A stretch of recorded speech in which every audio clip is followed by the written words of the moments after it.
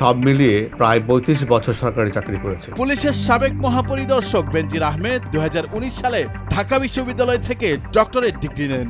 এরপর থেকে তিনি নামের আগে ডক্টর শব্দটি ব্যবহার করা শুরু করেন। যদিও ডক্টরেট ডিগ্রি নেওয়ার প্রোগ্রামে ভর্তির যোগ্যতাই তার ছিল না, শর্ত শিথিল করে তাকে ভর্তির সুযোগ দেওয়া হয়েছিল।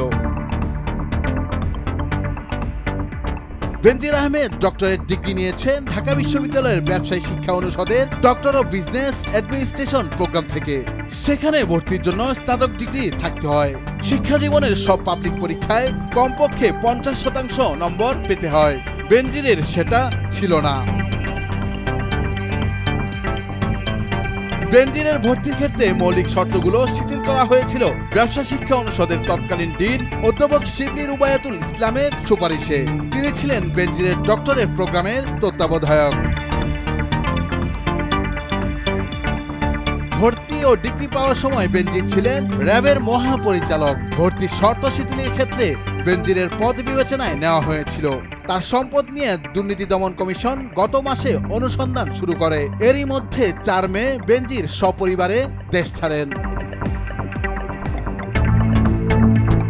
দুদকের আইনজীবী খুরশেদ আলম খান সংবাদ মাধ্যমকে বলেন, বেনজির আহমেদের বিরুদ্ধে এখন অনুসন্ধান হচ্ছে জ্ঞাত আয়, বহির্ভূত সম্পদ ও অর্থ পাচার বিষয়ে। তবে তথ্য উপাত্ত পেলে ডক্টরেট ডিগ্রি বিষয়টিও কমিশনের অনুসন্ধান প্রতিবেদনে আসতে পারে। কমিশন প্রতিবেদন গ্রহণ করলে তা এজাহারভুক্ত হবে।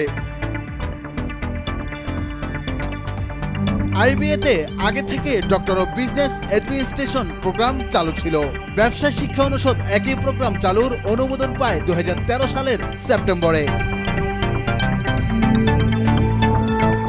২০১৪ সালের ২৪শে জুন ব্যবসায় শিক্ষা অনুষদের সভায় বেনজিরের ডিবিএ ডিগ্রির আবেদন গ্রহণ করা হয়। অনুষদটির ব্যাংকিং অ্যান্ড ইন্স্যুরেন্স বিভাগের অধীনে ২০১৪-১৫ শিক্ষাবর্ষে তিনি ডিবি প্রোগ্রামে যোগদান করেন।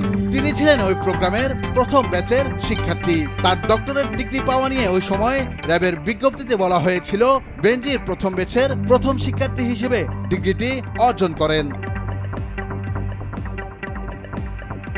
বেনজিরের গবেষণার বিষয় ছিল আমাদের জাতীয় অর্থনীতিতে বাংলাদেশের জাতিসংঘ শান্তিরক্ষা বাহিনীর অবদান।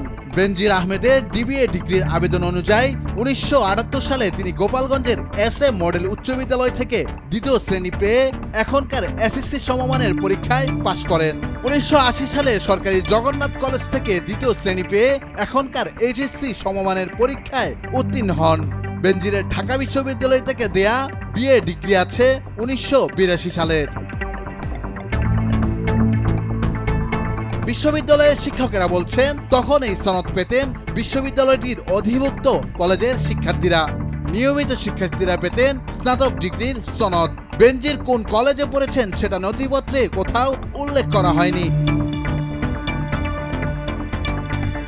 বিএ সনদ অনুযায়ী বেনজির মোট ১১০০ নম্বরের মধ্যে ৫১৭ পেয়েছেন, অর্থাৎ তিনি ৫০% নম্বর পাননি। কিন্তু ডিবিএ প্রোগ্রামের ভর্তির আবেদনে তিনি উল্লেখ করেছেন তিনি ডিগ্রি বা সমমানের পরীক্ষায় মোট ৫০০ নম্বরের মধ্যে ৩০১ নম্বর বা ৬০% পেয়েছেন।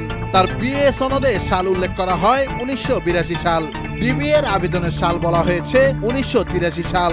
এই সালের সঙ্গে মিলিয়ে কোনো সনদ জমা দেননি তিনি। পরীক্ষায় মোট কম নম্বর দেখিয়ে তিনি ডক্টরেট প্রোগ্রামে ভর্তির শর্ত পূরণের চেষ্টা করেছিলেন। রুল আফসার, নিউজ ডেস্ক, ভোরের কাগজ।